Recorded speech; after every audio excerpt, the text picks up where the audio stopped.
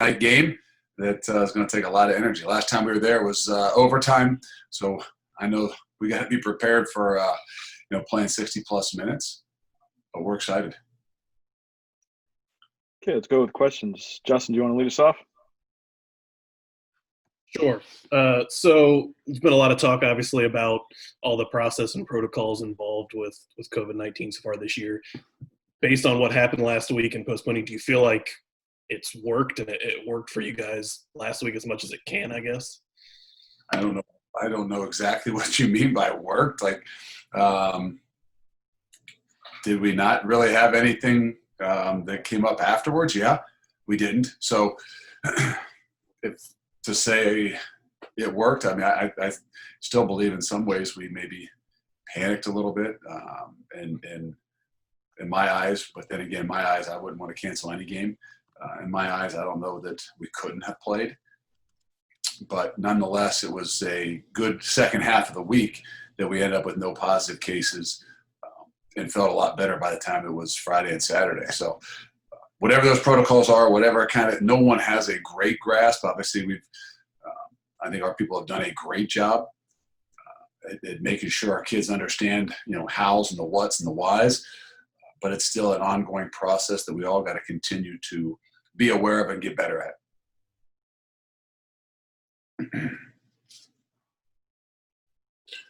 Coach, SMU is one. I think since that last trip that you made there, I think they're 18-3 since that game. What have you seen that has allowed them to kind of get on a roll and get things moving in the right direction down there? Well, everybody would say the obvious thing would be offense. Obviously, they've done a great job scoring offense, keeping the ball, just making plays. But I think as a whole, obviously defensively, they've created a lot of havoc too. I think they're up there in tackles for loss and the things they create defensively. But I think when you see it all, I think the three phases of the game, they play well together. They understand what they have to do to be successful, and they found a way to continue to do it. And I don't think it's easy. A lot of people think, well, yeah, they got to transfer quarterback from Texas. It's not the easiest thing in the world, taking transfer guys, making them a part of your program, making everybody around them believe in them, and for them even to be a guy that's a captain and a leader. It shows that they've done a really good job at a lot of different things, and it's showing a lot more on Saturday afternoons or Saturday nights.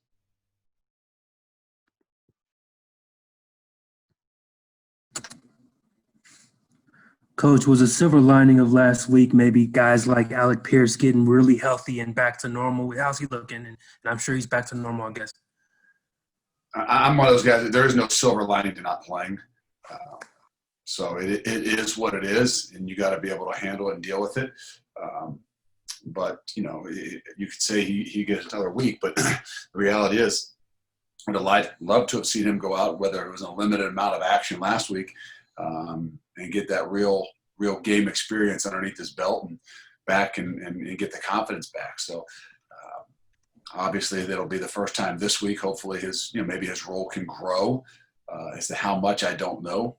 Like you said, he hasn't been in that live action to have that opportunity. So we'll have to continue to see and continue to progress for what he can do on Saturday night.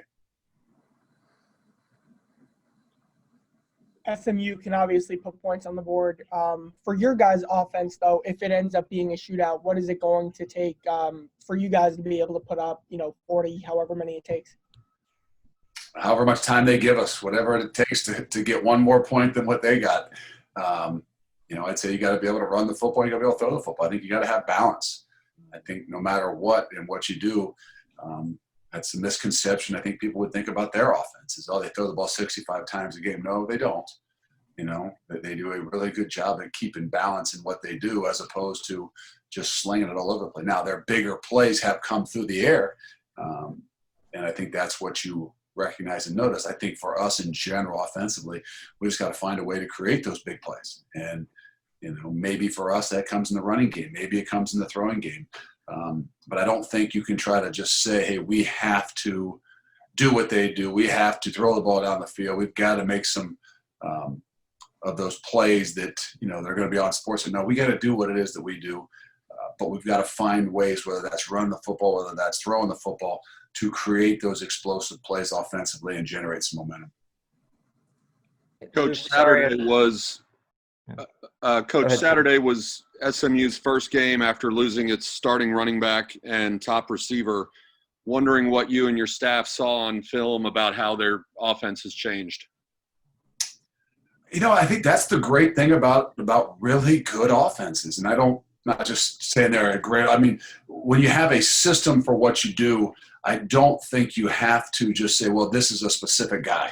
I think what you've seen them do is obviously move numbers. I'm more of a numbers 5 into 8 spot, and maybe he plays a little bit more in the same spots that he played, and he's the jet guy and things like that. But I know it's obviously a huge loss in the speed wise, and we played against him 2 years ago and made some huge plays on us, and he's no longer obviously able to play this year. But I think when you really see a good offense, and I mean that in a system that when they can plug the next guy in and move a guy over, there's not nearly as much trying to overlap. Like, well, he hasn't played this position. The reality is that it's a really good system where they can move the next guy in. And when you've got a guy at the helm that can pull the trigger, and move the ball around, I don't think you're just dependent on one guy. Even when we played him 2 years ago, you knew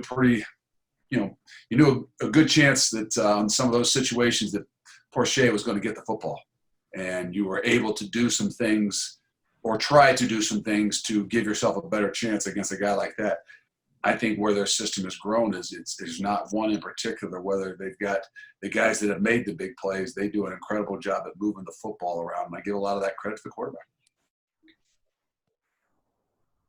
Luke, real quick, I'm sorry to jump in. I'm not sure how this process works, but what exactly were you guys dealing with last week? I'm not sure if this has been put out there. Are you missing any players for the game on Saturday? I don't know just yet. It's still only Tuesday. We dealt with some positives. Well, yeah, I mean, how many in general? I don't know if that's by the medical staff to release. I can tell you this, that it wasn't as many as most people would believe, to think that you have to cancel a football game, but I don't have the control of that. The league has never said that there's a specific number to what it is that you can and can't play with. It's still kind of gray and vague, and I tell you that there's no silver lining in not playing. And if we do it all over again, we have to do it next week. I would play every single one of these games. And if that means you're missing 3, 4, 5, 6, 10, 12, 20 guys, you're missing them. And your job as a coach is to get the other guys ready and give them an opportunity. So it's unfortunate, but hopefully as we continue to move through this season, we'll find better ways to be able to handle it and continue to play. Coach, you mentioned the 54 practices and 3 games. Is the bigger concern for this Saturday any possible roster depletion, or is it maybe some rust from basically 3 weeks in between games? Well, it's only Tuesday, so we don't always know those things. That's the uniqueness of it. You always worry when you haven't played in a while. Not that it's a first game of the year, but I think all those things kind of go hand in hand. The first time on the road, there's a lot of firsts here for us. So, again, we expect ourselves more so as a veteran team to be able to handle all the adversity and all the things that are thrown our way, and we'll find out how well we do handle it.